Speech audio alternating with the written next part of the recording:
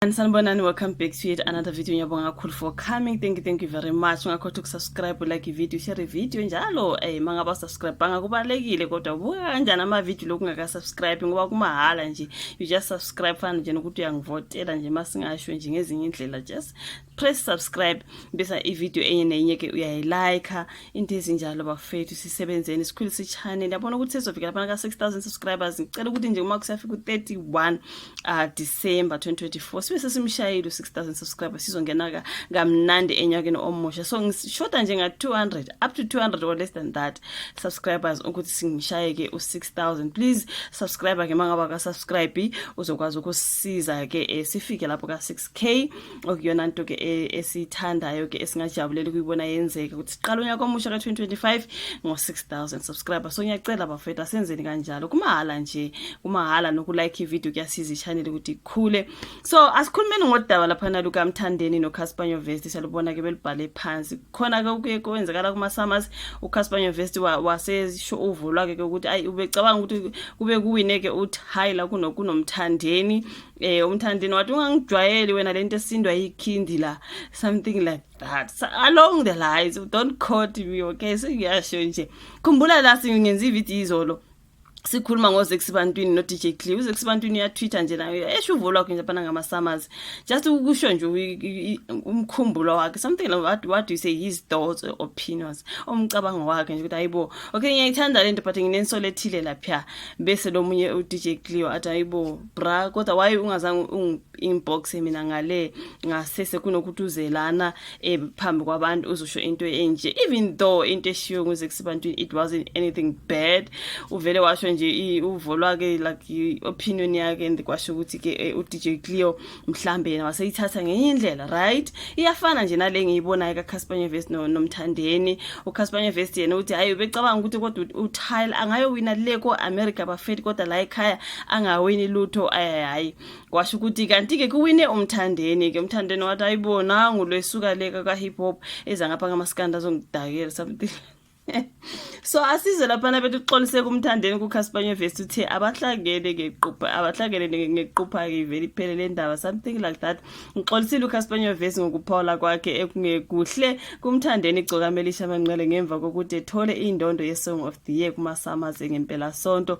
uCasper kuxolise ngemuva kokuthi abantu bamsole ngokunyundela Igcokama ngempumelelo yakhe ethola le ndondo ngengoma yakhe ethi iParis ayishaya nentokazi ke uLwani Dlunkulu. uMthandeni SK Manqele uthi uthe Mthandeni SK Manqele ngiyaxolisa ke uma ukuphawula kwami kuhlale kabi kuwe ukuthi ngithi ingoma kaTyla yayinkulu kakhulu futhi iyona yayifanele indondo yeSong of the Year. Bengingahlosile ukukudelela noma mhlawumbe uqala uchuku angiyona le nhlobo kodwa ngiyasithanda ke isibhakela uma ufuna ukuthi kuyifikisa ke kuleyo ndawo hayi azilimezi yetsheni ngingakuvala amehlo ke mina uCasper Nyovest ngathi wena uzodelela abantu uthemba isibhakele weCasper Nyovest ngoba yena uzithembile ukuthi yasishaya isibhakela.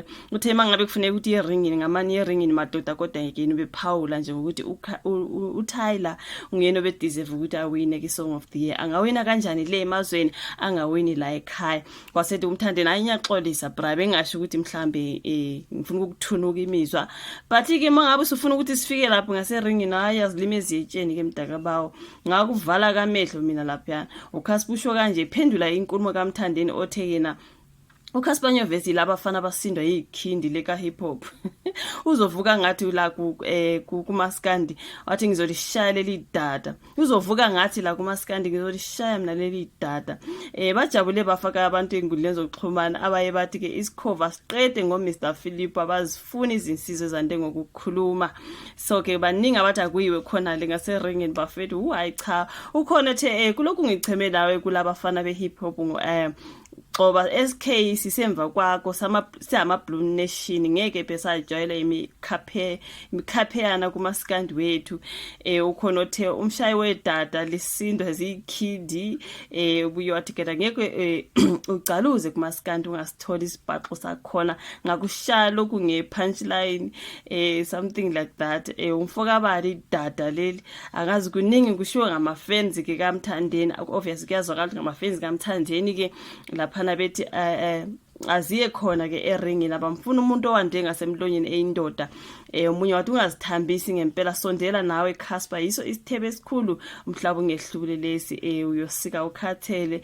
Ngomunye laphana besho bephawulile ke abalandeli abanye ngabakaCasper Nyovest, abanye abalandeli bakaMthandeni, just like ngale sibonile abalandeli bakaZexibantwini, kodwa ke begxeka DJ Cleo ngokuthi angafuni nje ukuthi omunye umuntu abe ne-point, something like that. So ngapha bathi asifuna umuntu ande ngomlomo ngamani kwiweringini, ngingazi ukuthi uMthandeni uyabezwe ikhona yini inkosi yami. Omunye wathi box 1 la mnike isikhwili isithola nephezulu, something like that. So yeah man, uCasper yena kuvola kubethi uTyla ngawina kanjani le engawini lutho ngasekhaya, which means ekuwineni ke kukaMthandeni becabanga ukuthi kuzowina uTyla, kwangasenzi ke kanjalo, wasephawula. Kade uMthandeni uthi inzolishale lidada leli usinda ikhindi. Yo kuningi bafethu on social media kuningi, kusho ukuthi nje ungaphawula nje omunye umuntu aze nje agibele phezulu kwakho, usuthi uyaphawula omunye agibele phezulu kwakho. Hayi bafethu, angeke abahambe ke eringini mangabe mhlambe it will end eringini. I do not know, mhlambe uMthandeni will say no, angifuna ukuya lapho, I do not know. Kodwa uCasper uthe mangabe ufuna kuyiwe khona, hayi singayakhe, kodwa uxolisa khona ngokuphawula, ngiyaxolisa. Hayi sibonile ke laphana uZexibantwini naye exolisa ke ngokuphawula. Mabo phawulile omunye umuntu wathi hayi angiyithandi lento ishilo, exolisa kamdaka baba kuvele kudlule, sizothini. Siyazi nakhona ukuthi ukuye eringini bafethu, it's not that personal, ukuthi nje it's entertainment, it's part of entertainment. Bangaya ke eringini hayi ukuthi mhlambe into yangempela mpela, but anyway it is part of entertainment. Singakujabulela nokuthi siyibone naleyo fight, into ezinjalo nje. Ngiyazi ukuthi baningi abantu abazoyithanda, but anyways it's up to uMthandeni ukuthi uyavuma yini ukuya eringini based on that particular comment ukuthi kube kuwine uTyla. Ngiyabonga kakhulu ukuthi like ivideo, subscribe, ushare, mntaka bese siyobonana futhi kwenye ivideo elandelayo. Bye.